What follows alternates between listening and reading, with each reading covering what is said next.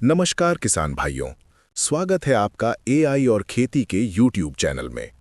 खेती में मेहनत आपकी होती है, पसीना आपका बहता है, लेकिन कई बार जब फसल कटाई का समय आता है तो हमें वो परिणाम नहीं मिलता जिसकी हमने उम्मीद की थी। अक्सर गेहूं की फसल में एक बड़ी समस्या देखी जाती है, बालियों का छोटा रह जाना और दानों का पतला या सिकुड़ा हुआ होना। सब कुछ सही करने के बाद भी दाना पूरा नहीं भर पाता। आखिर इसके पीछे क्या वैज्ञानिक कारण है? आज के वीडियो में हम उन 3 मुख्य कारणों पर चर्चा करेंगे जो आपकी पैदावार घटा रहे हैं, और मैं आपको बताऊंगा वो सटीक उपाय जिन्हें अपनाकर आप बालियों की लंबाई और दानों का वजन बढ़ा सकते हैं। सबसे पहला और सबसे बड़ा कारण है खेत में नमी की कमी। जब गेहूं की फसल में बाली निकलने की अवस्था आती है, जिसे हम बूटिंग स्टेज कहते हैं, तब पौधे के अंदर बहुत तेजी से सेल डिवीजन यानी कोशिका विभाजन हो रहा होता है। इस प्रक्रिया के लिए पौधे को बहुत ज्यादा ऊर्जा और पानी की जरूरत होती है। अक्सर किसान भाई दूसरी सिंचाई करने के बाद ढीले पड़ जाते हैं, लेकिन अगर इस समय मिट्टी में नमी कम हुई तो फोटोसिंथेसिस की प्रक्रिया धीमी हो जाती है। नतीजा ये होता है कि बाली को बढ़ने के लिए जरूरी ऊर्जा नहीं मिलती और वो आकार में छोटी रह जाती है। इसलिए बाली निकलते समय खेत में पर्याप्त नमी का होना अनिवार्य है। दूसरा मुख्य कारण है अचानक से तापमान में बढ़ोतरी। किसान भाइयों, गेहूं ठंडी जलवायु की फसल है और इसकी अच्छी बढ़त के लिए कम तापमान की आवश्यकता होती है। लेकिन अक्सर फरवरी के दूसरे पखवाड़े के बाद तापमान तेजी से बढ़ने लगता है।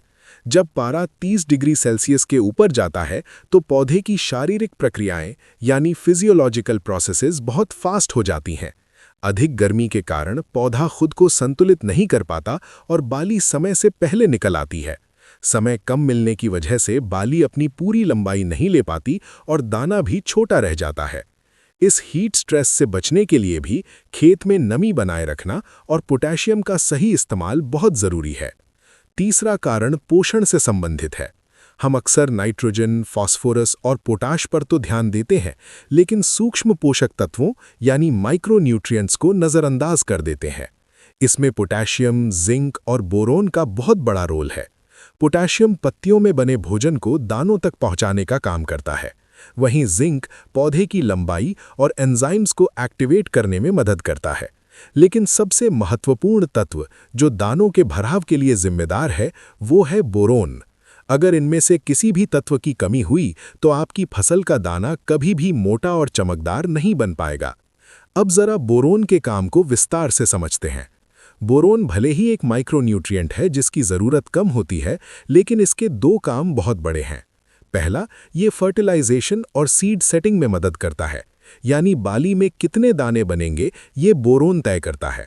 दूसरा, बीज बनने के बाद पत्तियों से जो फोटोसिंथेट्स या भोजन दानों तक जाना है, उन्हें रास्ता दिखाने का काम भी बोरोन ही करता है। अगर बोरोन कम है तो भोजन दानों तक नहीं पहुंचेगा और दाना खाली या पिचका हुआ रह जाएगा।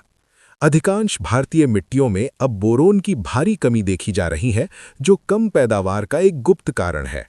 इस समस्या के समाधान के लिए हमें बोरेक्स फर्टिलाइजर का छिड़काव करना चाहिए।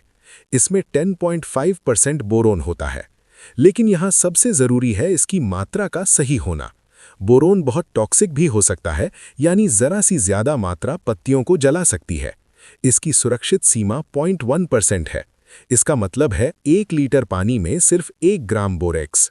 1 एकड़ खेत के लिए आपको 200 लीटर पानी में 200 ग्राम बोरेक्स घोलकर छिड़काव करना है। इसके साथ ही आप पोटेशियम के लिए 05234 का भी उपयोग कर सकते हैं, ताकि पौधे को गर्मी से लड़ने की ताकत मिले और दाना वजनदार बने। तो किसान भाइयों, आज हमने सीखा कि कैसे नमी, तापमान और बोरोन मिलकर आपकी गेहूं की पैदावार तय करते हैं। याद रखें, ये छिड़काव आपको बाली निकलने से ठीक पहले यानी बूट स्टेज पर ही करने हैं, तभी इनका पूरा लाभ मिलेगा। अगर आप इन वैज्ञानिक तरीकों को अपनाते हैं तो निश्चित रूप से आपकी बालियां लंबी होंगी और दाना भी मोटा और चमकदार बनेगा। उम्मीद है ये जानकारी आपके काम आएगी।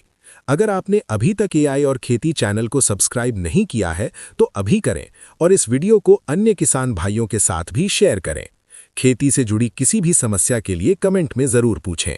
धन्यवाद। जय जवान, जय किसान।